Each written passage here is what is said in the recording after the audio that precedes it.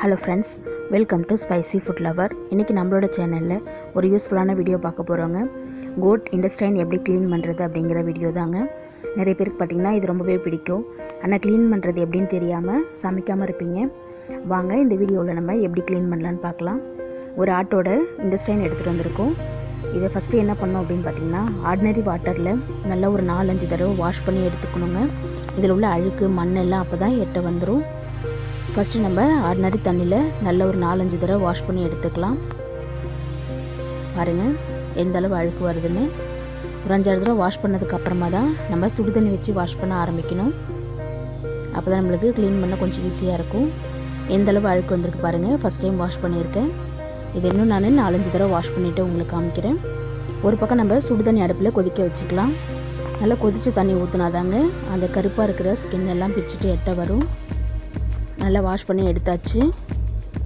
இப்போ நான் இதில் கொதிக்கிற சுடு தண்ணி ஊற்ற போகிறேன்.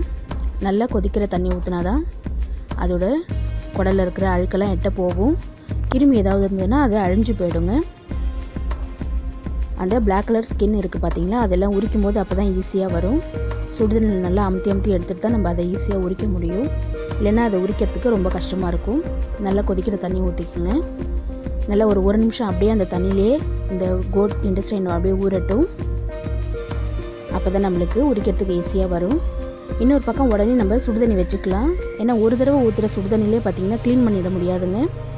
அடுத்தடுத்து உரிக்க வராமல் இருக்கும்போது நம்ம சுடுதண்ணி இன்னும் கொஞ்சம் தண்ணி ஆறுனதுக்கப்புறம் திரும்ப சுடுதண்ணி ஊற்றிக்கணும். இப்போ நல்லா 1 நிமிஷம் ஆகிடுச்சு. இப்போ நான் உங்களுக்கு உரித்து காமிக்கிறேன் பாருங்கள் எவ்வளோ ஈஸியாக மேலே இருக்கிற அந்த ஸ்கின் டோன் வருதுன்னு. இது நம்ம ஃபுல்லாக உரித்து எடுத்துடணுங்க. கொஞ்சம் கூட இருக்கக்கூடாது. அந்த ஒயிட்டாக இருக்கிற பகுதியை தான் நம்ம சமைக்கிறதுக்கு கட் பண்ணி யூஸ் பண்ணணும். இந்த மேலே இருக்கிற சொரசொரப்பாக ஒரு ஸ்கின் டோன் தோல் மாதிரி இருக்கும். இது எல்லாத்தையுமே நம்ம உரித்து எடுத்துடணுங்க. கையால் பாருங்கள், கையால் நான் தேய்க்கும் போது எவ்வளோ ஈஸியாக வருது. கை வச்சு செய்யலைன்னா நீங்கள் ஒரு ஃபோக் ஸ்பூன் மாதிரி ஸ்பூனோட அடிப்பகுதி வச்சுட்டு இப்படி சுரண்டுறீங்கன்னா ஈஸியாக வந்துடும். பாருங்கள், சுடுதண்ணிலெல்லாம் அமுத்தி எடுத்துகிட்டு கையாலேயே நம்ம ஈஸியாக உரிச்சிடலாம்.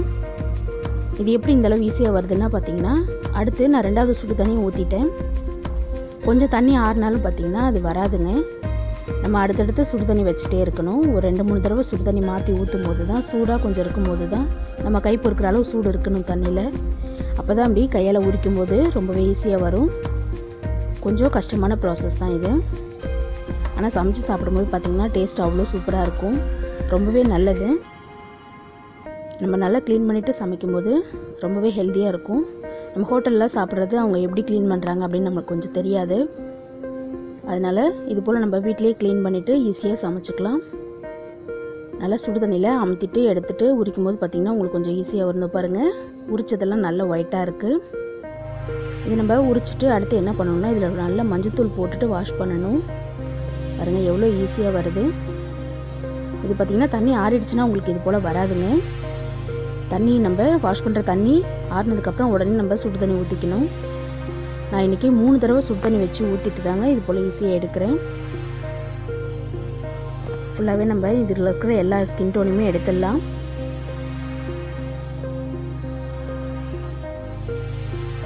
கை வச்சு உரிக்கும் போதே எந்த அளவு ஈஸியாக வருதுன்னு. தண்ணி சூடாக இருக்கிறது உங்களுக்கே பாருங்கள், நல்லா ஆவி வருது பாருங்கள்.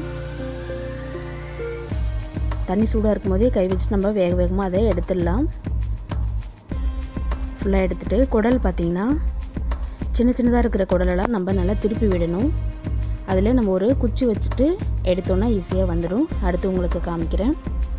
அப்படி குச்சி வச்சுட்டு திருப்புறதுக்கு கஷ்டமாக இருக்குது அப்படின்னு நினைக்கிறவங்க நீங்கள் ஒரு கத்திரிக்கோல் வச்சுட்டு அந்த குடலை கட் பண்ணி 2ஆக பிரித்து விட்டுட்டிங்கன்னா ஈஸியாக அலசினாலே அது வந்துடுங்க. இப்போ நம்ம ஸ்கின் ஃபுல்லாக உரித்து எடுத்துடலாம்.